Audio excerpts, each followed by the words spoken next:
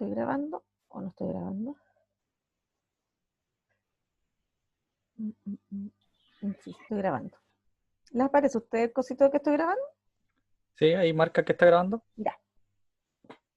Entonces, hoy día la clase de hoy va a ser hablar respecto a la facilitación en adultos, que ya vimos en la clase asincrónica, y ahora vamos a revisarla. Ese sí que es pobre, mira cómo están, Y cómo viven. alguien tiene el micrófono encendido, pido que lo apague. Ya. Bueno, esta es un concepto de facilitación que se los presenté en la clase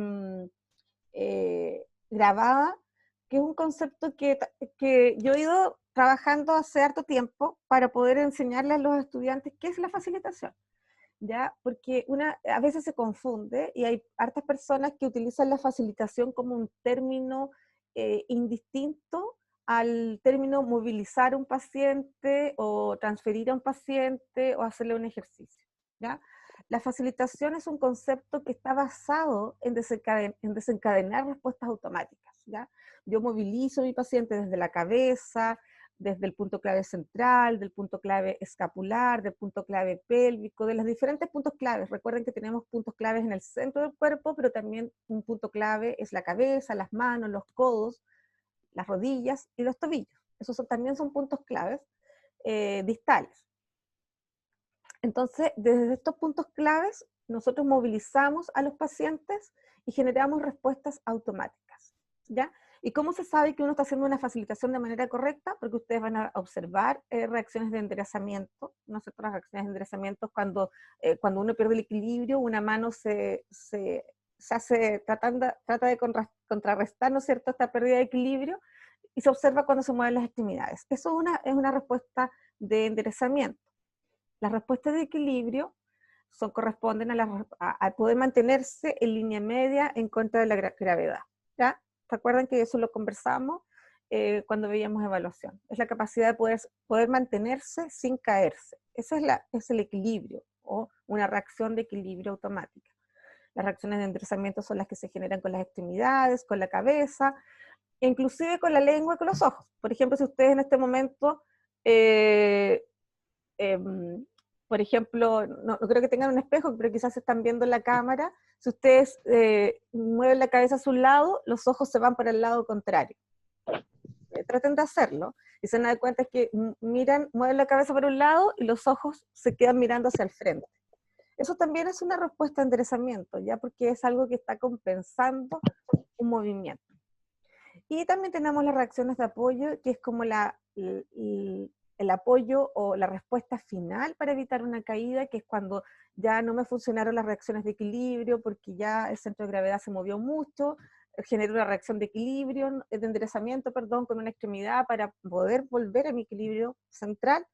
Pero cuando ya esto no es suficiente, me apoyo, ¿no es cierto?, con la mano en el pie para poder evitar caerme al suelo. Entonces, la facilitación es un movimiento que genero yo como kinesióloga a través de un punto clave para facilitar, valga la redundancia, un movimiento, pero desencadenando estas respuestas automáticas. ¿Cuál es el fundamento? Se basa en la carga y transferencia de peso, porque cada vez que yo muevo un punto clave, muevo el punto clave central o genero algún movimiento del centro de gravedad, ¿qué es lo que se produce? Una carga de peso al lado o hacia la dirección donde yo estoy cargando el peso o transfiriendo el peso, ¿ya? Esta carga de peso, cómo se observa o cómo la siente el cuerpo. Si yo traslado, por ejemplo, si ustedes están sentados en este momento y trasladan su peso hacia el lado derecho, se van a dar cuenta que se activa, ¿no es cierto? Ustedes si se ponen conscientes en esto, se van a dar cuenta que sienten el peso en el isquion, ¿no es cierto? Que el otro lado de su cuerpo, el lado que no está cargando peso, también se activa, incluso se tiende como a levantar un poco la extremidad, y se activan diferentes músculos, ¿ya? Entonces, estas activaciones, ¿a dónde van? Van a nuestro sistema nervioso central, sobre todo a los encargados del movimiento involuntario, ¿ya? Que tiene que ver con los ganglios basales, con el tronco cerebral, con el cerebelo. ¿Ya? Todas esas cosas que corresponden al sistema extrapiramidal, todos esos elementos del sistema nervioso central, hacen que nosotros nos mantengamos en un equilibrio, ¿no es cierto?, en contra de la gravedad. ¿Sí? ¿Alguna duda hasta acá?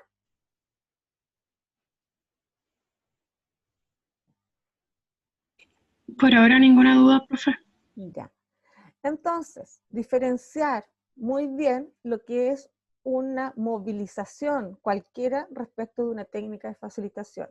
Si mi objetivo no es desencadenar respuestas automáticas, si mi objetivo es hacer una movilización pasiva, si mi objetivo es asistir por completo a mi paciente, ya no estamos hablando de facilitación, estamos hablando de otra técnica que puede ser un traslado, una movilización pasiva, un cambio de posición. Pero no es una técnica de facilitación propiamente tal, y esto es lo que habla el concepto Bogaert, ¿ya? El concepto Bogaert se basa en esto, ¿por qué? Porque se basa en las teorías del control motor, porque se basa en todas estas cosas que vimos al principio del semestre. ¿Se acuerdan que ustedes aprendieron muy bien, hicieron unos trabajos muy buenos, que tenía que ver cómo nuestro cuerpo, nuestro cerebro, ¿no es cierto?, se iba adaptando a este entorno y cómo el control motor iba gobernando, y muchos investigadores trataron de explicarlo, pero finalmente llegamos a la conclusión, ¿se acuerdan esa vez?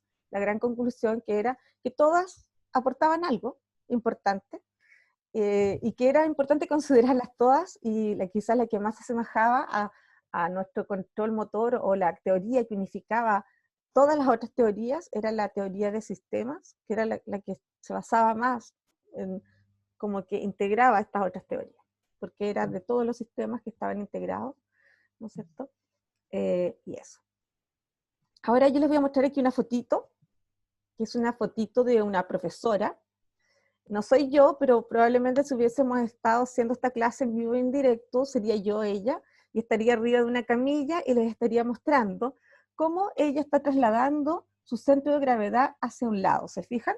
En este caso hacia el lado derecho, le está indicando con sus manos el punto clave central, y seguramente esta profesora les está mostrando a sus estudiantes que se genera una reacción de equilibrio y enderezamiento a nivel de la cabeza, porque la cabeza se inclina hacia un lado, el lado que está cargando peso se contrae de manera excéntrica, porque siempre el tronco, cuando yo le cargo peso de manera normal, hay un lado que se alarga. ¿Se fijan que aquí se alarga?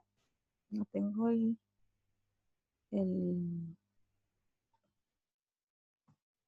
¿Se fijan?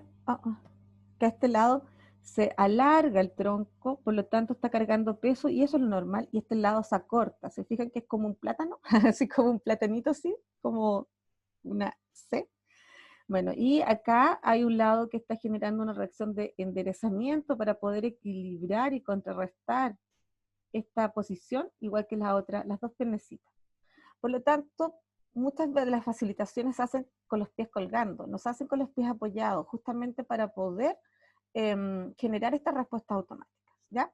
Entonces esta fotito me pareció muy pertinente colocarla, porque muestra estas reacciones de equilibrio y enderezamiento al momento de cargar un peso. Se fija que todo va reaccionando de manera conjunta, esto no se hace por separado, y esto es lo que deberíamos lograr en la normalidad. Pero ¿qué pasa cuando hay una alteración en el sistema nervioso central? Probablemente ustedes al paciente, si lo evalúan y le piden que cargue peso hacia el lado derecho, en vez de generar un alargamiento o alargue de este lado, va a generar una inclinación. O sea, este lado de acá se va a comportar como este, compensando todo lo contrario, y probablemente no va a sacar estas reacciones de enderezamiento, y puede ser también que se caiga hacia ese lado. ¿Ya? No sé si me logran entender esto. Me gustaría que vayan preguntando y sacando todas sus dudas, chicos. Yo no tengo ningún problema en contestar.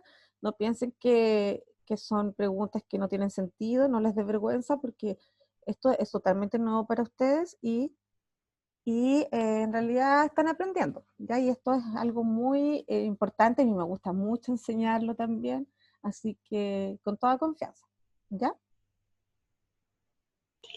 Profe, entonces el tronco queda recto, no En queda como inclinado, o un sea, paciente normal, no en un paciente, hemipléjico, sí. claro, si tú por ejemplo estás sentadita ahora, te vas a dar cuenta que si tú trasladas tu centro de gravedad hacia un lado, el lado que está cargando el peso debería generar una contracción excéntrica, es decir, como que se va a alargar, ¿te fijas? Y este lado se va a cortar. En cambio, en un paciente hemipléjico, cuando tú haces eso, o cuando le pides que agarre algo hacia el lado y cargue peso, él, en vez de hacer esto, va a hacer esto, para no caerse. No sé si me puedes ver en el video. Entonces, este lado queda inclinado, es decir, genera una contracción concéntrica del tronco. Ah, ¿Sí? ya, profe. ¿Sí? No Sí. sé si me logro explicar. Por eso es que les digo que es difícil explicarlo a través de a virtualidad, y por eso les Profe, puse esta foto. ¿la contracción la realiza como al lado contrario un paciente hemipléjico o no? Claro, la hace como al lado contrario, sí. La hace como, reacciona como a este lado. ¿Te fijas? Reacciona haciendo una contracción invertida acá. En vez de hacerlo así, así, no sé, como una C para allá, la hace así. O sea, este lado se acorta. ¿Ya? Bueno, esa es una de las cosas, porque ellos realizan muchas compensaciones porque tienen alterado el movimiento normal, ¿ya? Y eso es lo que nosotros vamos a trabajar. Por eso es que es tan importante conocer el movimiento normal. Y en la cápsula yo les decía que una de las bases de la facilitación es entregar estos movimientos normales que de manera repetitiva van a ir generando un circuito funcional neuronal óptimo. Pero si yo entrego movimientos anormales a mi paciente, él va a aprender a moverse de manera anormal. ¿Me entienden? Y por eso es tan importante que nosotros como kinesiólogos sepamos la normalidad del movimiento. Aquí yo los invito para las facilitaciones y para esta parte quizás retomar los análisis que hicieron de los componentes de movimiento que vimos en práctica 3. ¿Ya? Eso les va a ayudar mucho. ¿Sí? ¿Continuamos? Sí, profe. ¿Sí? Ya. Ahora, ¿cómo nosotros trabajamos estas diferentes posiciones? ¿Ya? Las trabajamos de manera muy parecida al desarrollo infantil. Comenzamos trabajando siempre en posiciones bajas,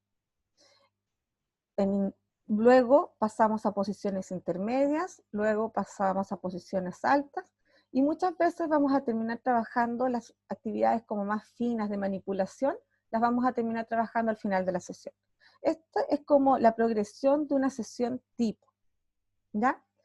Las posiciones bajas, siempre comenzamos con nuestro paciente en posiciones bajas trabajando. Posiciones intermedias, recuerden que las bajas son, por ejemplo, el supino, el prono, el giro. Las posiciones intermedias son el sedente, el arrodillado, el semiarrodillado, 4 apoyos. Las posiciones altas son la posición bípeda, la posición apoyado en un pie, en un solo pie. Esas son posiciones altas. Y la marcha también es una posición alta.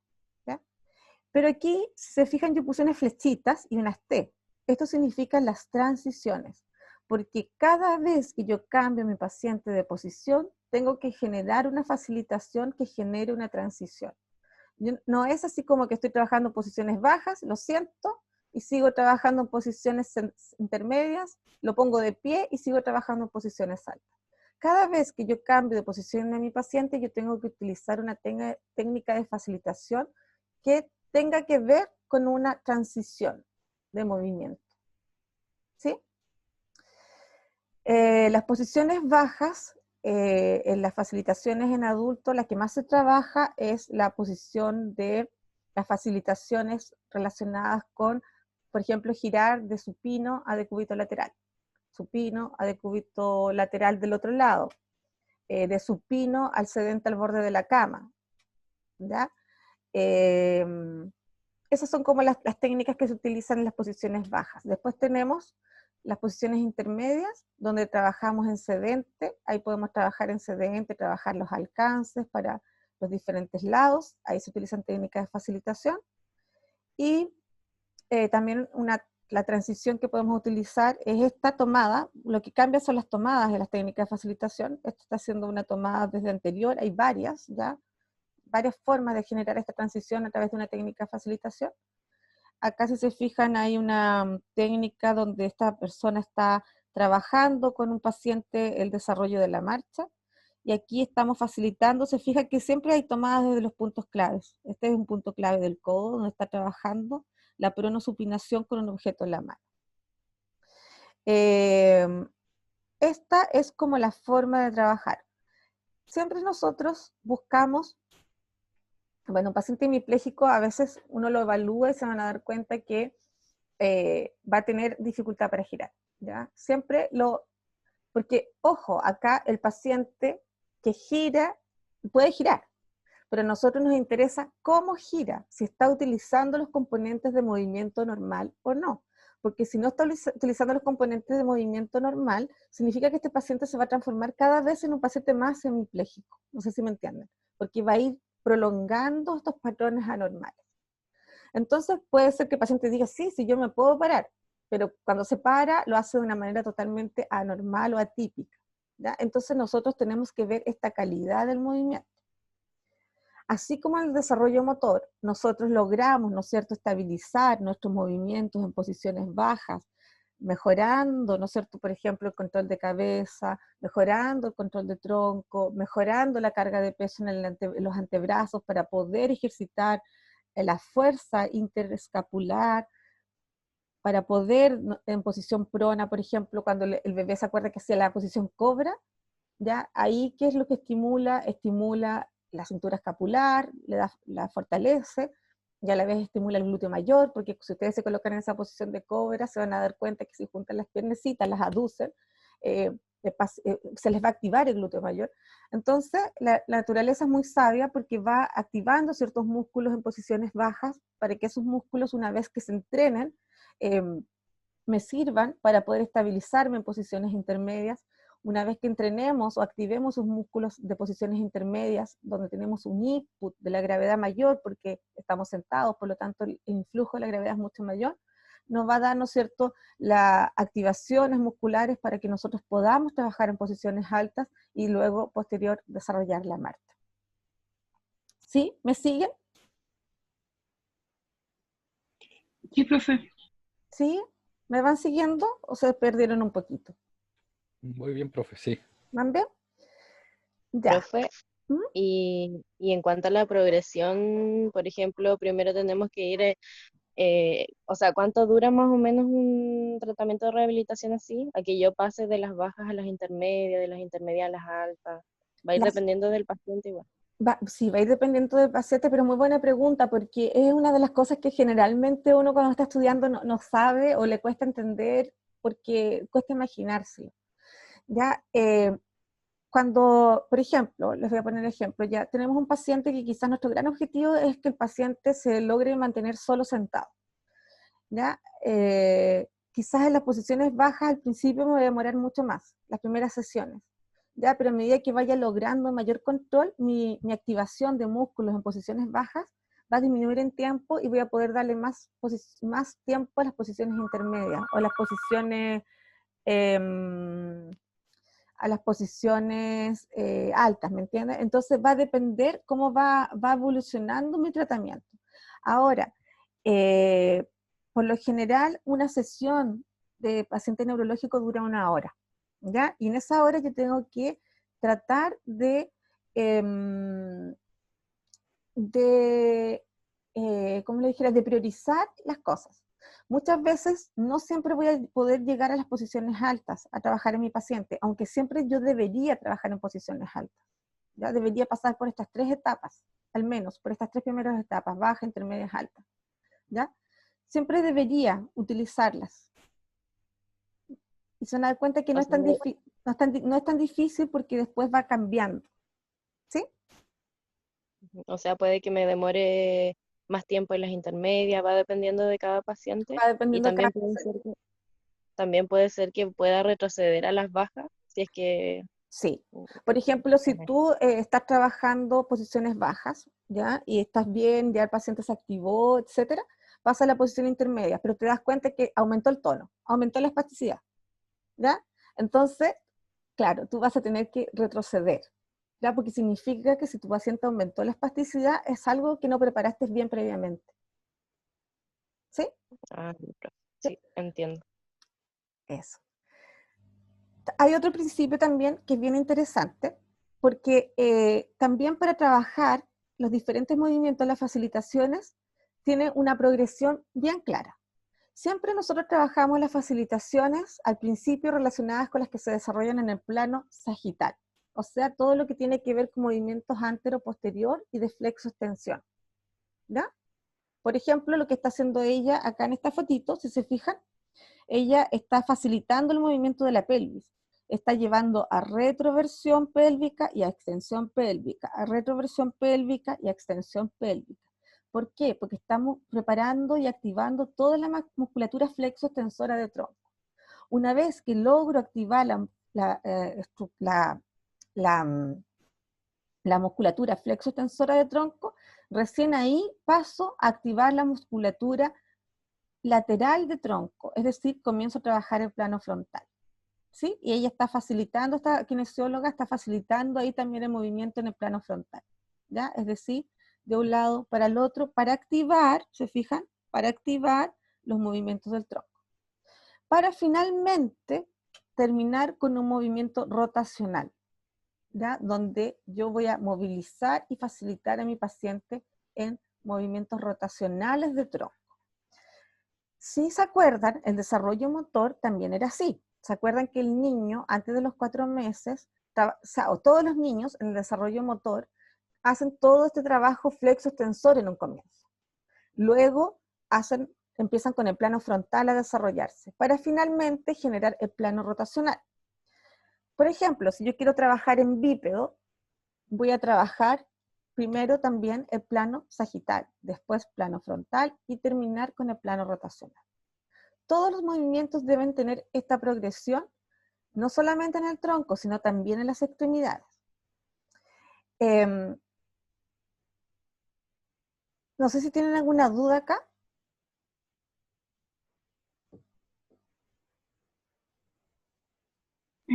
Profe, ¿y cómo sé cuando ya tengo activado esa musculatura? Porque vas a necesitar utilizar menos tus manos y hacer menos fuerza. Porque cuando por ejemplo, en esta facilitación de plano sagital, yo la voy a trabajar, ¿no es cierto?, con el paciente, pero va a llegar un momento en que yo voy a sentir que mi paciente ya lo logra muy fácilmente y eso significa que ya se activaron. Y yo voy a sentir este rango de movimiento cuando estoy facilitando, porque uno al principio lo acompaña mucho, pero después ya empieza a ampliarse los grados de libertad y también empiezo a sentir que estos musculitos empiezan a funcionar de manera activa. ¿Ya? Por eso es que aquí, en la cápsula que les puse, es sumamente importante la sensibilidad con las manos, ¿ya? Porque ustedes se van a dar cuenta. Es difícil transmitirlo acá, pero si ustedes, cuando lo practiquemos entre ustedes se van a dar cuenta, por ejemplo, que cada vez que hacen flexo, incluso ahora si ustedes lo empiezan a hacer de manera con su cuerpo, empiezan a hacer flexo, empiezan a hacer retro y anteversión, se van a dar cuenta que se les va a activar los músculos abdominales y se les van a cansar, ¿ya? Porque se empieza a activar la musculatura.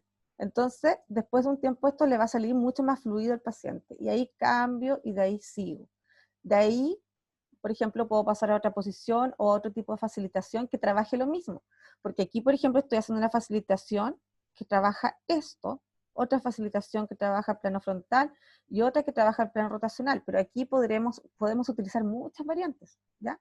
Pero estos son como los principios para las facilitaciones. Ustedes pueden inventar muchas cosas, ¿ya? Por ejemplo, si este mismo paciente, en vez de que la terapeuta estuviera facilitando lo de la pelvis, podría estar posicionada de rodillas por detrás del paciente y facilitar desde el punto clave central. Esta misma terapeuta podría colocar cosas, objetos acá arriba y que el paciente eleve los bracitos y podría también estar activando la musculatura flexoextensora de tronco. ¿Me siguen? Sí, profe.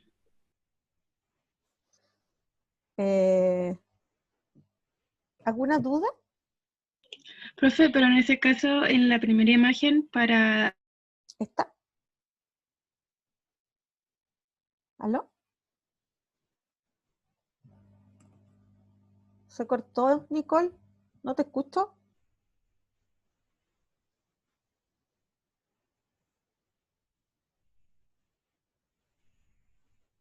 ¿Aló?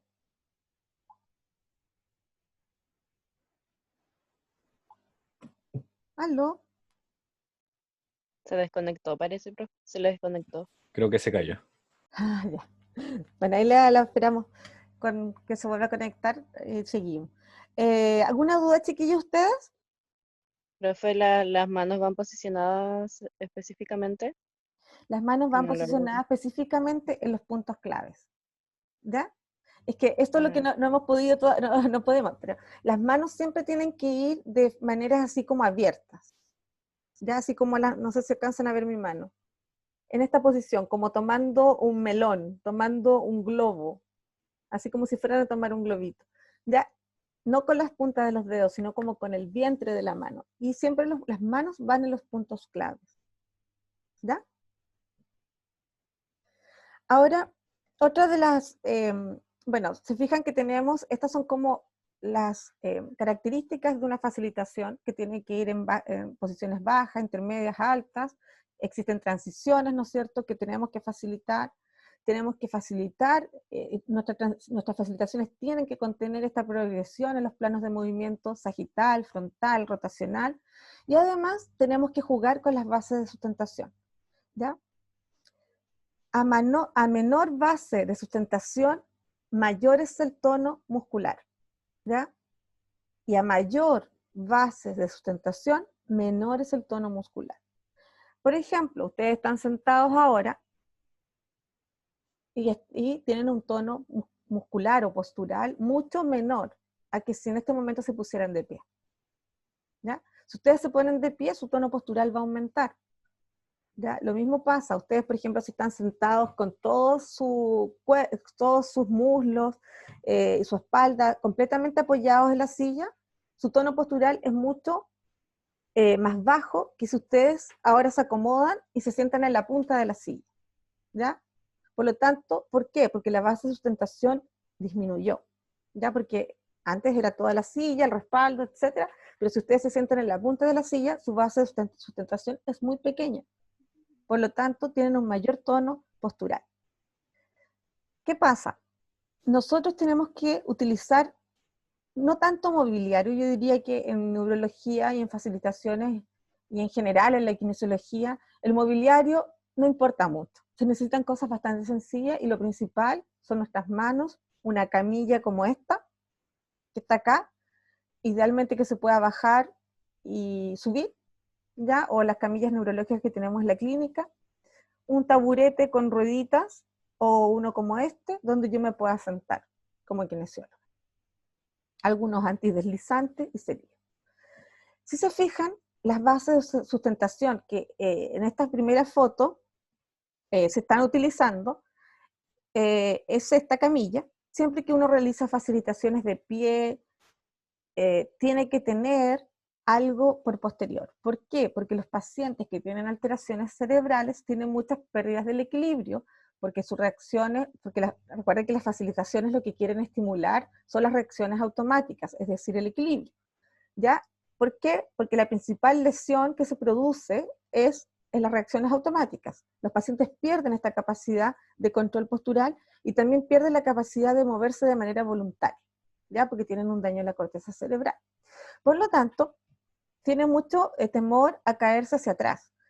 Siempre es importante utilizar una camilla, una cama, lo que sea, pero que esté frenada, ¿ya? Porque si él se apoya, la camilla se puede desplazar y se puede caer. Se fijan, esta kinesióloga tiene apoyado su pie sobre el pie hemipléjico, probablemente porque este pie tiende a irse a la punta, ¿no es cierto?, a un pie equino. Entonces la kinesióloga está utilizando su propio cuerpo para poder inhibir la espasticidad de este pie.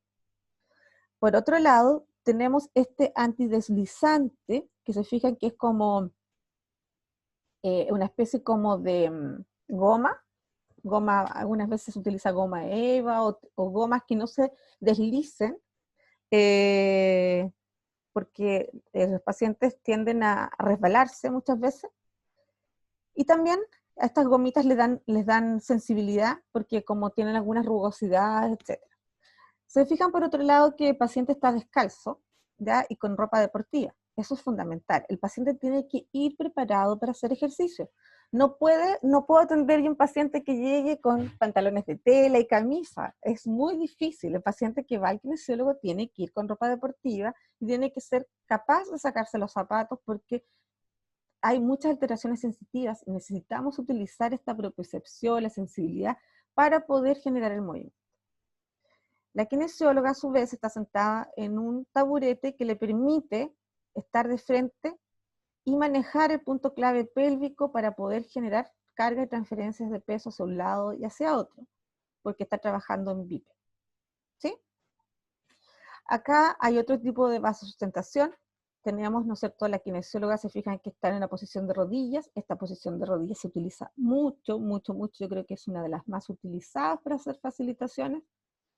Se fijan que está utilizando un plano inclinado, acá en esta flechita, un plano inclinado, que es para generar elongación del tríceps sural.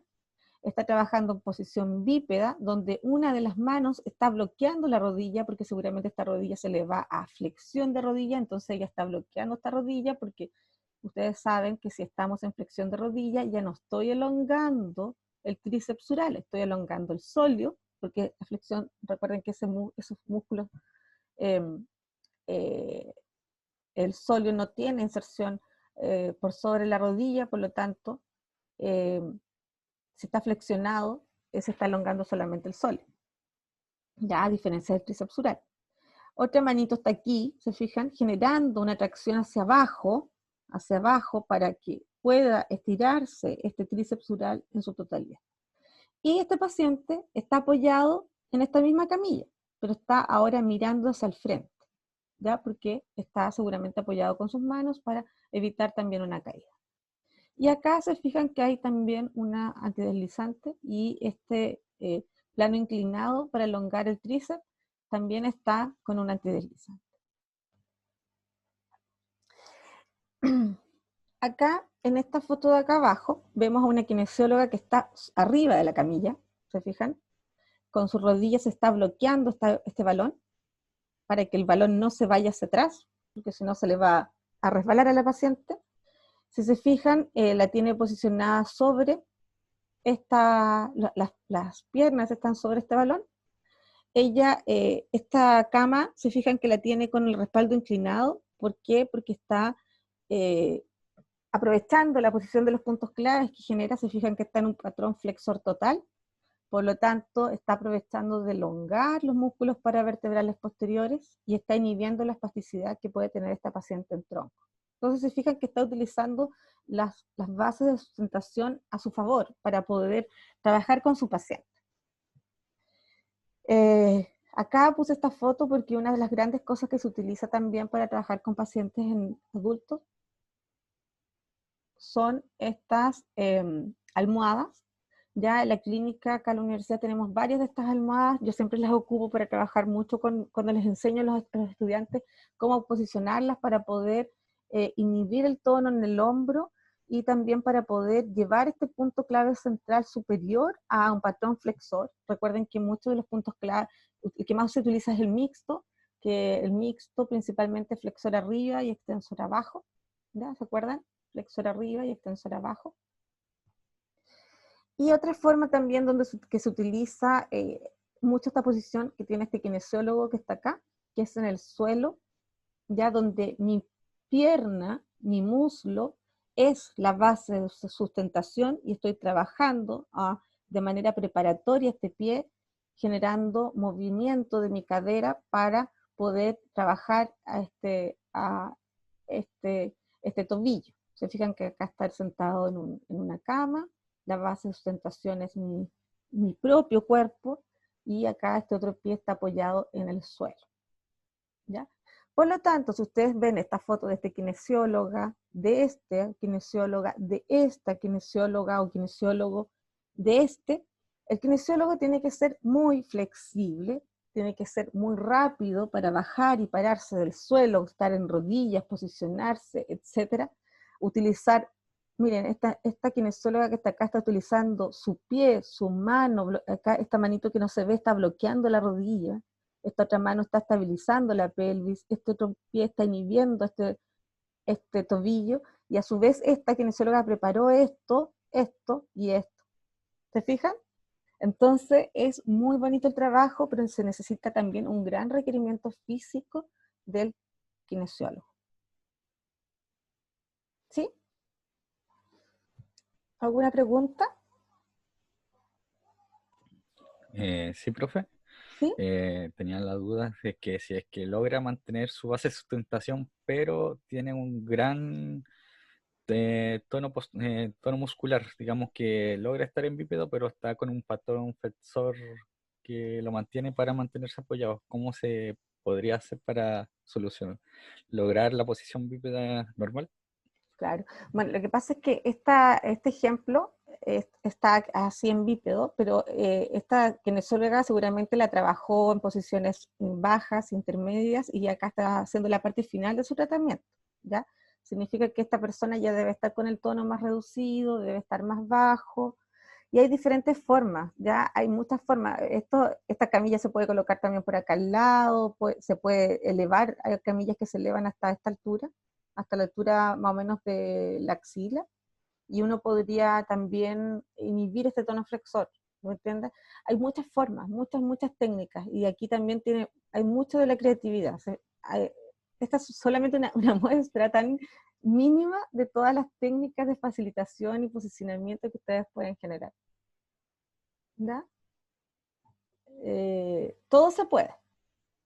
Existe una técnica que se llama bipedestación prona, que también prepara mucho a los pacientes. Les quería hablar un poco respecto a este balón. No sé si contesté tu pregunta, Nicolás. Sí, sí, Sí, lo entendí. es que son muchas las cosas, hay muchas técnicas, hay muchas formas, hay mucho que preparar el paciente, y después vamos a hablar respecto a eso de la preparación. Quería hablarles de este balón, que algunas personas lo conocen como el balón Bovat, otros lo conocen como balón terapéutico, pero al final es lo mismo. Casi siempre dan muchas ganas de trabajar con los balones, pero el trabajo con balón es un trabajo difícil.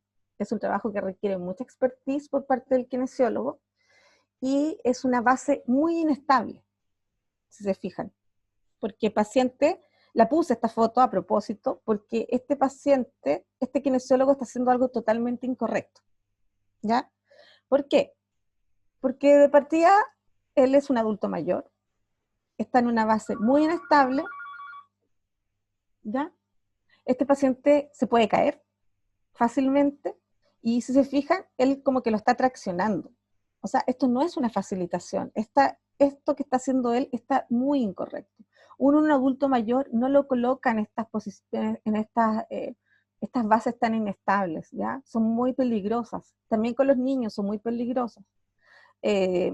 Además, se fijan que es un valor muy pequeño, muy bajo, donde estamos prolongando el patrón de retroversión. Por lo tanto, este paciente, más que, yo les aseguro, cualquier paciente que tiene espasticidad y ustedes lo colocan sobre un balón, les va a aumentar el tono siempre, ¿ya? La técnica del balón se utiliza, pero hay que ser muy cuidadoso, y sobre todo cuando uno está recién aprendiendo, es mejor utilizar bases estables, ¿ya?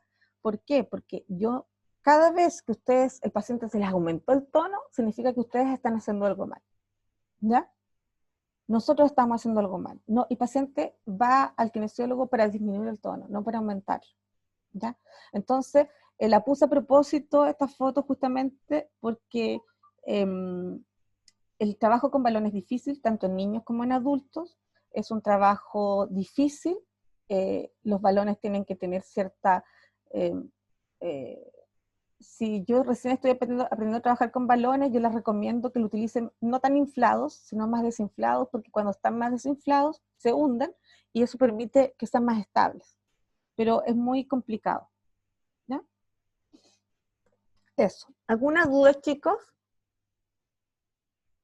Profe, entonces, ¿en qué paciente es más recomendable utilizar los balones? En pacientes hipotónicos, por ejemplo, un paciente con un tono bajo, que yo quiero aumentar el tono. Por ejemplo, los pacientes con Guillain-Barré son pacientes que tienen un tono bajo, por lo tanto mi objetivo ya no es disminuir el tono, es aumentar. Por lo tanto, ahí yo podría utilizar balones.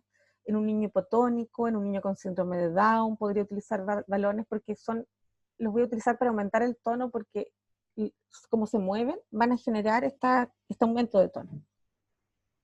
¿Mm? Ah, ya. Sí.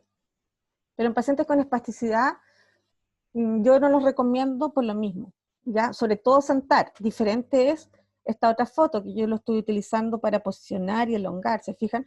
Pero ella aquí sabe usar el balón porque ella lo está bloqueando con su rodilla.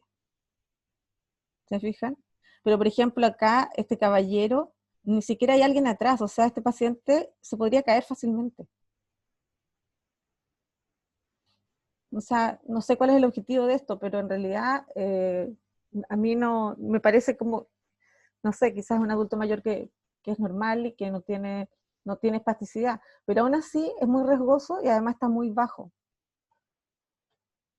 Se fijan, no hay nada atrás que lo contenga, no creo que sea kinesiólogo él. Bueno, volviendo entonces a uno de los grandes objetivos de la facilitación, además de mover, ¿no es cierto?, el paciente, es la preparación del tono postural. El paciente con hemiplegia tiene un tono postural siempre elevado, ¿ya? Excepto los primeros 3 meses que tienen este shock inicial, donde se comporta un paciente con una ACV, genera una etapa flácida, que puede durar entre 3 a 6 meses, y de ahí se empieza a instaurar la espasticidad, ¿ya? Y cuando se empieza a instaurar la espasticidad, bueno, empiezan a generarse contracturas musculares y limitaciones de rango articulares. Si esta espasticidad aumenta considerablemente y nosotros tenemos un paciente que ya tiene una ACV de muchos años o meses, podemos encontrar que tienen aumentada la espasticidad y podemos encontrar contracturas y acortamientos musculares. Hay muchas formas de disminuir el tono, ¿ya?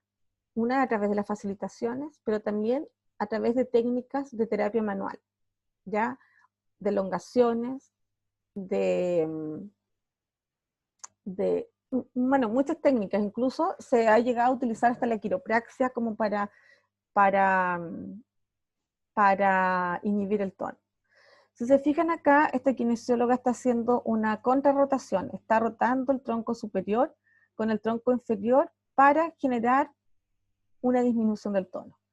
Todos los movimientos rotatorios generan disminución de la espasticidad, por eso siempre deberíamos terminar haciendo movimientos rotatorios. Pero en este caso, como ella está preparando al paciente para después hacer las facilitaciones, ella está iniciando su tratamiento con una rotación desde el tronco superior respecto al tronco inferior para reducir el tono postural. Esta técnica yo la utilizo mucho en pacientes niños y adultos y trae muy buenos resultados, baja mucho el tono como para comenzar la terapia.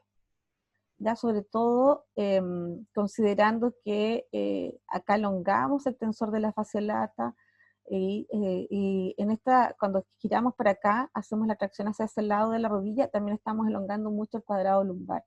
Y el cuadrado lumbar es uno de los músculos que más se contractura en los pacientes con hemiplegia. Por otro lado, cuando giro para acá, estoy elongando mucho el dorsal ancho, y el dorsal ancho a su vez me genera también una elongación a nivel de los paravertebrales, ¿ya? Por lo tanto, genero mucha liberación también de esta parte, de esta zona, de la zona lateral del tronco, ¿ya? Esta preparación del paciente es muy efectiva.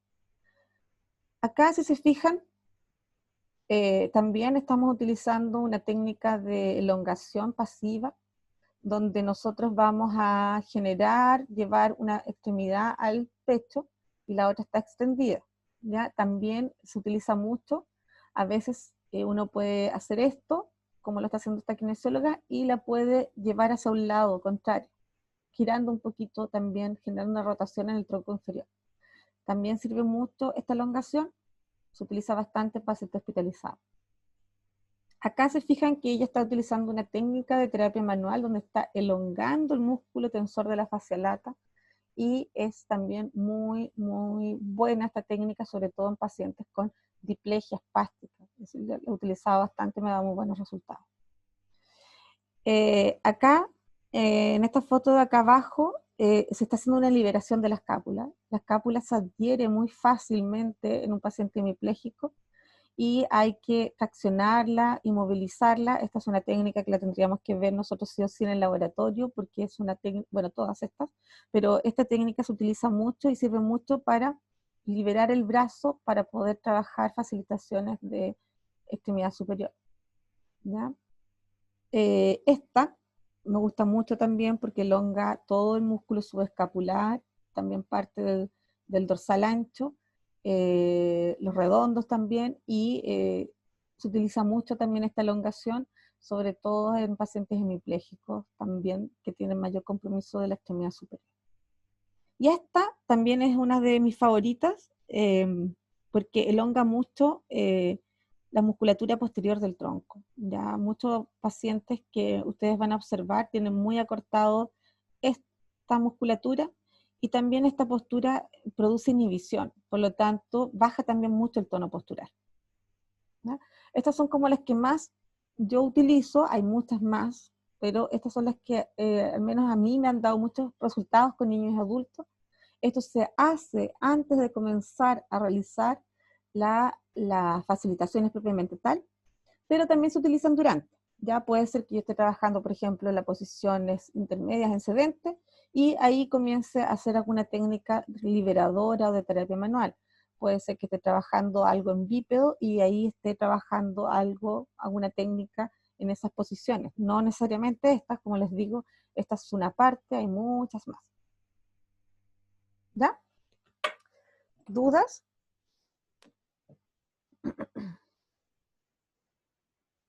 Chiquillos. ¿Están? Por mi parte, no, profe.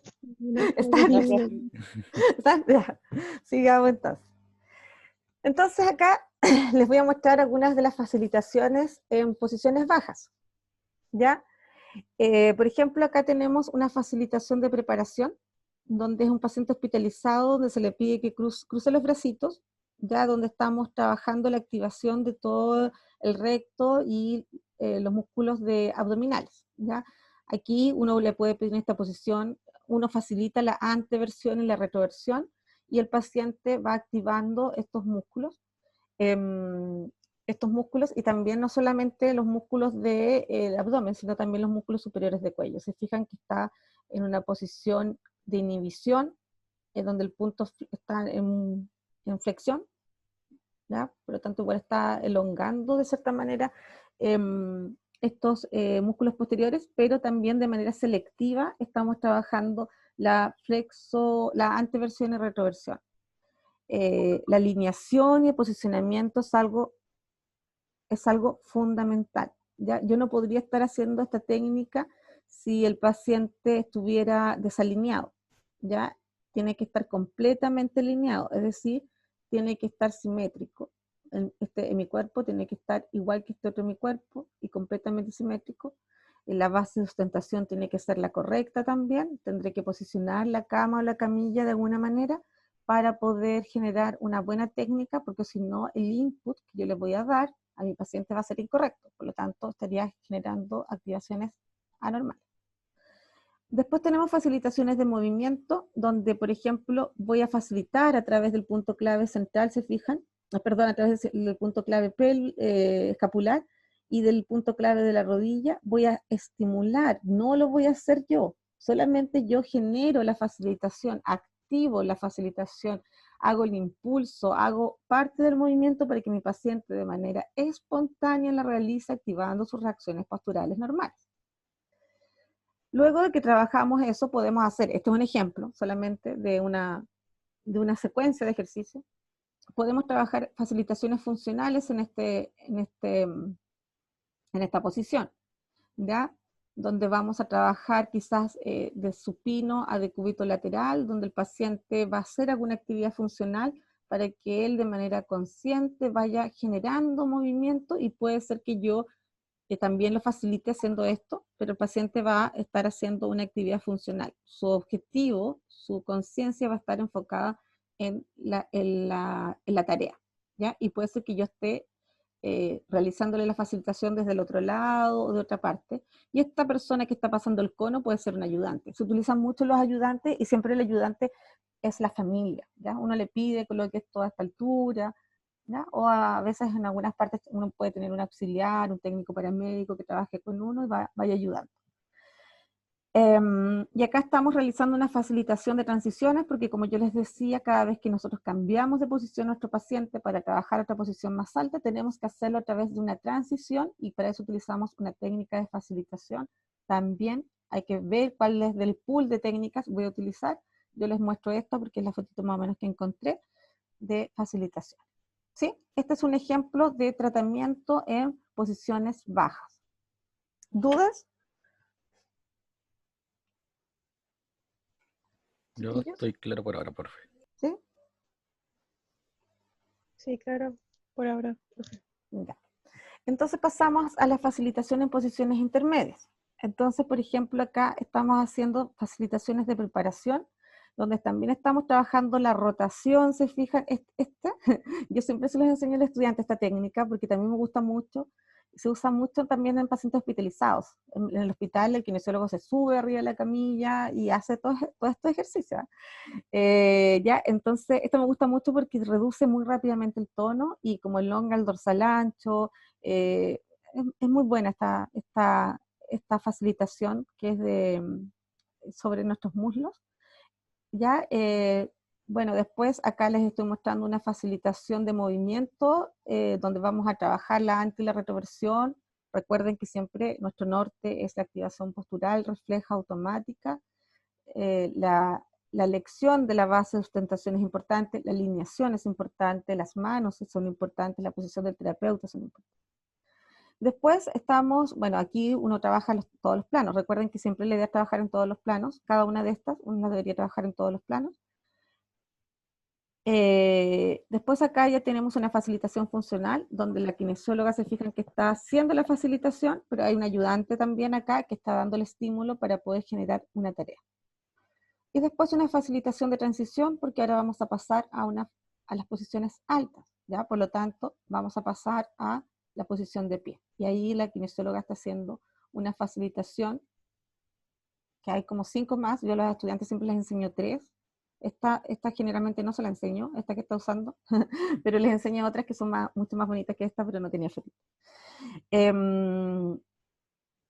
Bueno, este es otro ejemplo de facilitación en posiciones intermedias que también se utilizan mucho. Las posiciones intermedias que no sea el sedente, en adultos mayores se utilizan no tanto, porque, por ejemplo, este es un ejemplo de posición arrodillado, se fijan que está acá al centro, y acá está semi-arrodillado. Pero un paciente adulto mayor muchas veces no está acostumbrado a estar tanto en el suelo, entonces cuesta bajarlo. Por ejemplo, hacer facilitaciones en cuatro apoyos, en esto es un poco difícil, pero en pacientes más jóvenes sí se pueden usar. Este paciente de acá es un lesionado medular, ¿ya? Estas fotos son todas de internet, por si acaso. Este es un lesionado medular. Usted me dirá, pero profe, ¿cómo sabe que es un lesionado medular? ¿Ustedes me pueden decir por qué es un lesionado medular este paciente?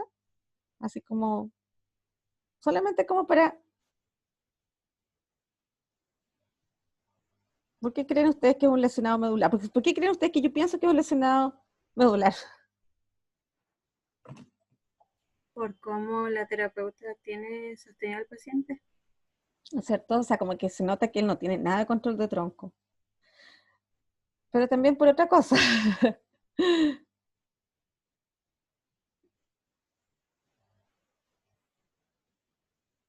Bueno, ¿está bien lo que dice? Por la distrofia, por la atrofia Atrofia, sí. Se observa una gran atrofia, ¿se fijan? Es una gran atrofia en las piernas. Se observa mucho, muy bien. Atrofia sí es el término. Y también porque está usando guantes, ¿se fijan? Esos guantes son para el uso de silla de ruedas. Son especiales para silla de ruedas. Muy bien. Se nota que se observa, bueno, uno va desarrollando el ojo clínico, pero se observa como una hipotonía, ¿se fijan? Y eso es porque seguramente este lesionado medular es un nivel bastante alto. Esta técnica, esta facilitación, la trabajé también bastante con lesionados medulares, es muy buena, funciona muy bien, pero significa que uno también tiene que estar muy, cuando, por ejemplo, a mí me tocó atender un lesionado medular hace muchos años atrás, era una persona que medía 1,90 m, bueno, ustedes me conocen, yo no soy tan alta, 1,90 m. Me cansaba mucho, mucho, pero sí es muy bonito el trabajo con lesionados medulares y se utilizan las técnicas de facilitación bastante. Trabajé con él aproximadamente 6 meses y fue bien bonito el trabajo y esta técnica la utilicé bastante y a pesar de que él era muy grande, yo lograba hacerlo, ¿ya? ¿Por qué? Porque uno tiene que pensar antes de hacer la técnica. Por ejemplo, se fijan que este cono o rollo terapéutico está bloqueado con algo. Con la cadera yo estoy bloqueando su pelvis. Probablemente si esta kinesióloga saca este apoyo de la cadera, este paciente se va hacia atrás, se flexiona de cadera porque no tiene control, no tiene mucho glúteo, se fijan, se nota que esto es totalmente hipotónico. Por otro lado está conteniendo, se fijan que puso una toalla, uno las coloca mucho porque si no se resbalan ellos. Aquí es resbaloso porque como tienen estos problemas de disautonomía, igual sudan un poco ellos, así que es importante. Si se fijan acá, también este paciente me da la sensación que fuera, la verdad no sé si es un lesionado medular, pero igual tiene bastante atrofia, ¿se fijan? Pero aunque un paciente no pueda caminar ni nada, uno logra hacer estas cosas. Este paciente, este sobre todo que está acá, es un paciente que no camina, es un paciente claramente que está en una silla de ruedas, ¿ya? Pero eso no significa que yo no lo pueda colocar en esta posición, incluso uno lo podría estar utilizando algunas órtesis, ¿ya? Acá puse, bueno, en posiciones intermedias también podemos utilizar facilitaciones de preparación antes de comenzar a trabajar esto, como para disminuir el tono, hacer facilitaciones de movimiento, hacer facilitaciones funcionales. No encontré ninguna fotito, pero esta como que igual era, porque se fijan que está con una pelotita acá, así que igual es algo funcional. Y hacer facilitaciones de transiciones, por ejemplo, en este caso podríamos pasar desde la posición de arrodillado a un semi-arrodillado, hacer el impulso y ponerse de pie. Entonces pasaríamos ya a las posiciones más altas. Ahora tenemos la... ¿Puede volver a la anterior, por favor? Es que me llama la atención esa imagen, la que estábamos viendo del lesionado medular. ¿Se realiza esa técnica con alguna ayuda de otro profesional? Porque igual veo como difícil llegar a esa posición, porque si es alto. Es que con las técnicas de facilitación no es difícil, porque miren, es que por eso es que es tan importante aprender el movimiento normal y el desarrollo motor, porque este paciente no llegó de la nada acá, ¿ya? Este paciente primero se trabajó en posiciones bajas, ¿ya? Y después se realizó una transición para llegar a esa posición, por lo tanto probablemente este paciente estuvo trabajando antes en posiciones bajas. De ahí me imagino que yo lo hubiese hecho así para llegar a esta posición. De posiciones bajas, de un giro, lo hubiese sentado en sedente de piernas largas, ¿sí? De un sedente de piernas largas lo hubiese pasado a un sedente lateral. Y de un sedente lateral lo hubiese pasado a un 4 apoyos. Y de un 4 apoyos lo hubiese posicionado en esta posición. Y cuando uno aprende a hacer esa progresión que te acabo de nombrar, es mucho más fácil, porque no es que yo llegue y lo posicione en esa posición, es como que yo trabajé en posiciones bajas y ahora voy a la intermedia, pero para eso realicé transiciones. Y cuando tú utilizas técnicas de facilitación y activas estos movimientos y sabes cómo el cuerpo se mueve de manera normal, la facilitación no cuesta nada, ¿ya? Ahora, por ejemplo, para sentar a este paciente, para volver atrás, ¿cómo debería hacerse? La kinesióloga debería inclinarse junto con él hacia atrás y deberíamos sentarlo en sedente lateral.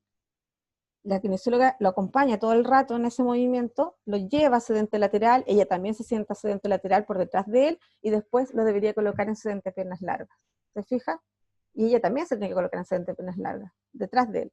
Después de eso, quizás ahí, ¿no es cierto?, tenemos que ver si esto está trabajándose en una camilla neurológica, probablemente lo siento al borde de la camilla neurológica, y ahí ya queda listo para que se vaya en su silla de ruedas. ¿Te fijas? No es así como que tú vas cuando tú aprendes a hacer estas técnicas, aprendes a hacer las transiciones de movimiento, y con eso tú te vas ayudando. Y no te preocupes que igual lo vas a poder lograr y lo vas a poder hacer sola, porque cuando lo haces bien, es poca la fuerza que tú tienes que realizar. ¿No? Las facilitaciones no son difíciles de hacer, si las sabes hacer bien, no deberías utilizar mucha fuerza. Pero sí vas a tener que utilizar tu cuerpo. ¿Sí? Sí, profe, queda claro. Bueno, acá vamos a ver las facilitaciones en posiciones altas, es decir, en bípedo. Por ejemplo, acá tenemos una facilitación de preparación, más que una facilitación. Yo les puse que facilitación de preparación para que ustedes lo pudieran entender, pero son técnicas de preparación, ¿tá? Donde voy a trabajar el pie, exclusivamente el pie. ¿Por qué? Porque lo voy a preparar para ponerlo de pie. Si este pie no está bien preparado, cuando yo lo ponga de pie, mi pie se va a ir en posición equina, porque va a estar hiperreactivo, no va a estar regulado, va a estar sensible a los estímulos de carga de peso, los mecanorreceptores van a estar sensibles, todas las diferencias van a estar sensibles, entonces voy a generar mucha espasticidad. Entonces, ¿qué hago? Lo trabajo partes blandas, lo desensibilizo, ya a través de técnicas de desensibilización, para poder, ¿no es cierto?, después parar y que ese pie no me moleste. ¿Ya? Entonces lo voy a trabajar, voy a hacer una transición, ¿no es cierto?, una facilitación de transición para posicionarle, colocarlo de pie. Como no es la misma foto, como las busqué por internet, no es la misma foto, ¿ya? Pero lo ideal, ¿no es cierto?, sería que aquí la transición quizás sería otra, porque ella está de frente, ¿ya? Pero no encontré la transición. ¿Ya? Voy a trabajar con la facilitación de movimiento, donde quizás voy a trabajar el plano frontal, llevando peso hacia un lado, llevando peso hacia el otro, etcétera, y voy a preparar para después trabajar lo mismo de manera funcional, ¿ya? Acá, esta sería la ayudante, en realidad la kinesióloga debería estar por detrás de esta señora. Se fijan que hay un cosito con ruedas, un banquito con ruedas, que esos son los especiales para trabajar, y vamos a estar trabajando lo mismo que estábamos trabajando acá, pero ahora con la actividad funcional. Y acá una facilitación de transición desde el bípedo. ¿Cuál sería la transición? Sería caminar. Por lo tanto, ella está caminando desde el frente, la tiene posicionada desde el frente para generar una marcha hacia anterior, facilitándola desde el punto clave de los hombros. ¿Sí? Entonces aquí tenemos una secuencia de terapia relacionada con las posiciones altas en bípedo. Acá tenemos facilitaciones de la marcha. Facilitaciones de preparación, donde yo voy a trabajar exclusivamente el apoyo del talón. Por ejemplo, puedo trabajar la fase de balanceo, ¿ya? Despegue de los dedos, fase de oscilación media, fase de oscilación final. Y yo como kinesióloga marco todo ese proceso, voy con mi pierna hacia atrás y hago toda la fase de oscilación. Puedo hacer lo contrario. También puedo generar facilitaciones de la fase de apoyo. Se fijan que acá este kinesiólogo está trabajando ya el movimiento en una fase de apoyo. Seguramente esta es la pierna. Se fijan que este es el lado hemipléjico, tiene acá, se nota claramente la mano. Este kinesiólogo está desde el punto clave de la rodilla, facilitando el movimiento y llevando el peso hasta este lado, hasta mi cuerpo, mientras esta otra pierna hace la fase de balanceo. Y acá la está posicionando. Después podemos pasar a las facilitaciones funcionales, donde vamos a colocar quizá algunas cositas, donde el paciente vaya pisando y yo lo voy a ir facilitando. Se fijan que está también desde el punto de los puntos claves. La kinesióloga está con este taburete. ¿Por qué? Porque el paciente va a ir avanzando y yo me voy a ir acompañándolo en el movimiento. Y después podemos hacer facilitaciones de transición, cuando ya, ¿no es cierto?, nuestro paciente se va a su casa, puede pasar por las paralelas, yo la voy a acompañar. Incluso aquí mi terapia, y lo ideal es que termine yo acompañándola a la salida de la clínica, muchas veces también los kinesiólogos con mucha vocación y sería lo ideal, los llevan hasta el auto, ¿ya? Hacen toda la parte final, cómo bajar la escalera, cómo subirse al auto, y ahí se va el paciente. Y lo van facilitando en todo ese trayecto, ¿ya? Eso es respecto a las facilitaciones relacionadas con la marcha. Insisto, hay muchas más. Esta es una muestra que yo les quiero dar para que ustedes se vayan haciendo la idea de cómo van a ir progresando estas facilitaciones. Después, otro ejemplo son las facilitaciones de extremidad superior. Preparo la mano, bajo el tono, facilito el movimiento. ¿Ya? Acá la mano que carga peso puede ser la que sea la hemipléjica, ¿ya? Y cuando carga peso por la activación de la inervación recíproca, se inhibe mucho el tono, la carga de peso en extremidad superior se utiliza mucho para trabajar. Muchas veces pareciera que no está trabajando esta mano, pero la que se está trabajando es esta, no esta, ¿ya? Y también puede ser que esta sea la normal y efectivamente esté trabajando esta con estas cositas, pero la carga de peso es fundamental. La carga de peso es lo que más importa en los pacientes, porque eso es lo que tiene más disminuido la capacidad de cargar peso. ¿Por qué? Porque yo para cargar peso necesito reacciones automáticas, necesito equilibrio, necesito estabilidad, necesito co-contracción, necesito llevar mi peso hacia ese lado. Pero como este lado no lo sienten los pacientes, porque la hemiplegia altera, ¿no es cierto?, las aferencias, y este lado no lo sienten, un paciente hemipléjico no siente su lado hemipléjico, no llevan peso para acá, por lo tanto no se estiran no se estiran las articulaciones porque no cargan peso, y este músculo, este brazo se empieza a atrofiar, empieza a generar una posición de flexión, se empieza a adelgazar, porque no existe una carga de peso. Ustedes la saben, quizás lo han visto en los ramos de trauma. Cuando yo cargo peso se activa la musculatura de manera isométrica, de manera concéntrica, mejorando el trofismo muscular, y la carga de peso también estimula el crecimiento óseo, por lo tanto también evitamos la osteoporosis, etc.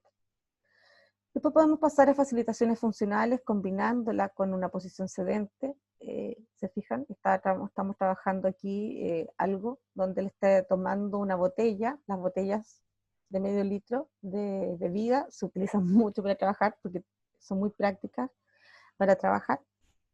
Y facilitación de transiciones. Ustedes me dirán, pero profe, pero es que esta foto es de marcha. Sí, pero se fijan que está cargando peso en las paralelas con su mano, por lo tanto, estamos trabajando cómo nuestra mano nos va a ayudar a movernos, por ejemplo, unas paralelas, podría ser abrir una puerta, cómo yo cambio de posición o cómo me voy a otro lugar, ¿ya? Entonces, cómo le doy una funcionalidad en el movimiento a mi mano. Y finalmente, no seríamos nada, ¿no es cierto? Porque el paciente hemipléjico va a ir a mi consulta, va a quedar muy bien, probablemente va a quedar con el tono muy disminuido, va a ir progresando. Pero si yo no le dejo tareas para la casa, mi paciente va a volver igual o peor en la próxima semana. Y por lo general nadie puede ir todos los días al kinesiólogo. Entonces, muy importante es generar ejercicios diarios de los pacientes, ya su entrenamiento personal diario. Uno de los que más se utiliza es donde el paciente se bloquea solo su codo para que genere extensión y cargue peso. ¿Se fijan? Acá va una toallita porque recuerden que el patrón hemipléjico siempre es en flexión de muñeca y flexión de dedos. Y hay que hacer todo lo contrario. Carga de peso, extensión de muñeca, ¿se fijan? Y aquí estamos generando una posición funcional de la mano. Y ahí esta paciente se está bloqueando solita el codo para poder cargar peso y llevar todo el peso hacia el lado afectado. Otra forma también es que cuando se visten, nosotros les enseñemos a vestirse utilizando grandes rangos de movimiento y posiciones que sean parte como de un ejercicio. Por ejemplo, si el paciente se saca así los calcetines, estaríamos elongando los aductores, ya los aductores de cadera, que también se acortan mucho en pacientes hemipléjicos, por lo tanto estaríamos generando ejercicio de elongación.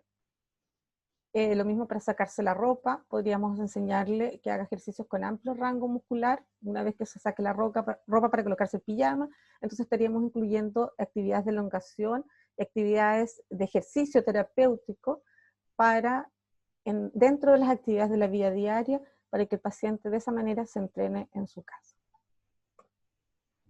Eso.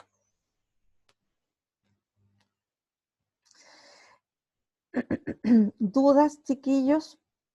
¿Algo?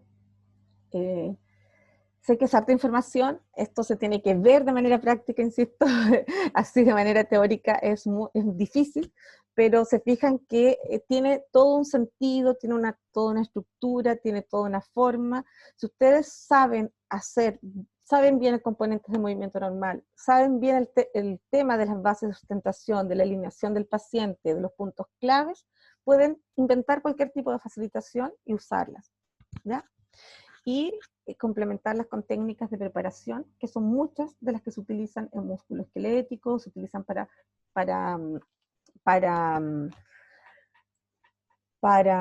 generar liberaciones miofaciales, se utilizan muchas técnicas de terapia manual en neurología, ¿ya? No sé si tienen alguna duda, alguna pregunta, algún comentario, los escucho.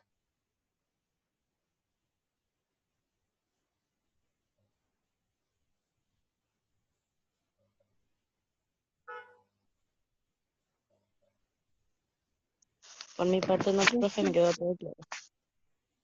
¿Todo claro? ¿Sí? Sí, claro, Profe, profe, por sí. ejemplo, si a un paciente le damos como ejercicio para la casa, puede ser que en la próxima sesión llegue más espástico, ¿no? O sea, No. si los hace Puede llegar de menos, mala forma. llegaría menos espástico, porque el ejercicio que tú le diste van a ser ejercicios para disminuir la espasticidad, así que debería llegar menos espástico. ¿Ya? Ah, ya. Sí. Sí, uno de nuestros objetivos siempre va a ser disminuir el tono postural, va a ser mejorar la simetría, va a ser mejorar las reacciones posturales, mejorar el control de tronco. Sí, a menos que no lo haga, dice la Fernanda. Sí, sí, pues ahí lo van a pillar al tiro. Ya, mejorar la carga de peso y transferencia, mejorar el control control selectivo o los movimientos selectivos de las extremidades, mejorar el control de cintura escapular, mejorar el control pélvico, mejorar el control de cintura pélvica. Son ejemplos de objetivos, ¿ya? ¿Y cómo se trabajan? A través de técnicas de preparación, técnicas de elongación y técnicas de facilitación. Ayudas de órtesis, adaptación del medio ambiente, ¿ya? Ahí también lo hacen mucho las terapeutas ocupacionales, pero nosotros también lo podemos hacer. Eso. ¿Alguna otra duda?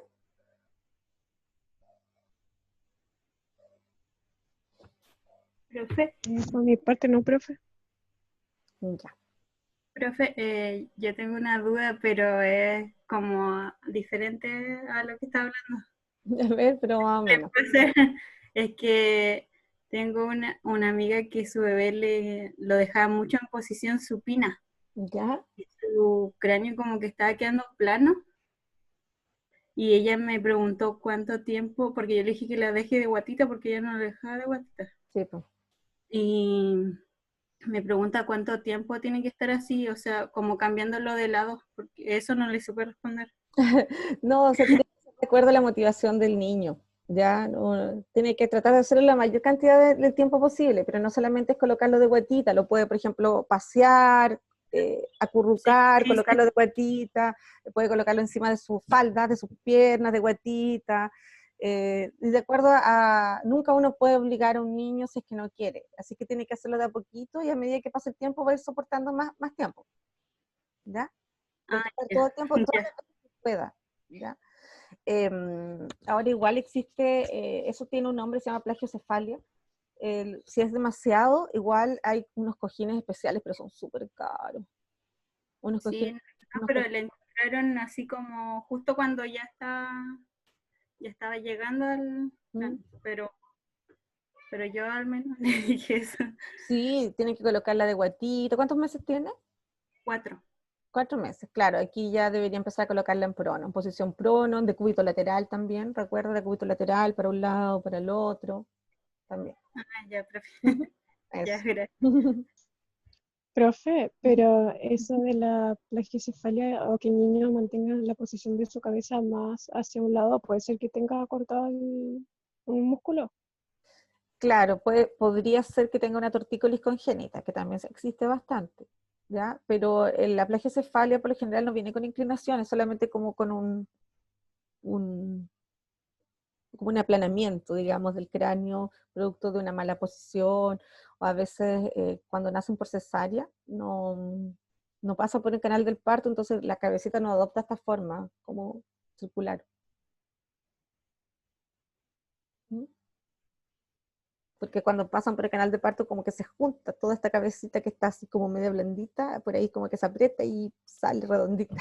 Y a veces sale incluso media así como media alargada, pero eso después se arregla solito. Pero la plagiocefalia por lo general dan niños con cesárea que nacen como con su cabecita blandita y después tanto estar apoyados empiezan como a aplanarse. Y ahí se usan unos cojines que son de silicona, que son súper caros y hay que estarle dándolos, al final es lo mismo, haciéndoles darlos vueltas para un lado, para el otro. Y la tortícolis congénita ya es otra cosa, porque ahí sí hay un acortamiento del esternocleidomastoideo y que eso produce la desviación. Y eso se hacen elongaciones con tratamiento y posicionamiento. Posicionamiento que genera elongación. Ah, ya, profe. Sí. Por ejemplo, si lo queremos elongar porque está inclinado por acá, uno debería decirle a la mamá que no lo tome así, porque la reacción de enderezamiento va a ser el niño esta, entonces hay que tomarlo para el otro lado para que elongue, ¿me entiendes? Entonces cuando uno lo coloca de lado, o que duerma para este lado para elongar. Eso es el posicionamiento que se hace.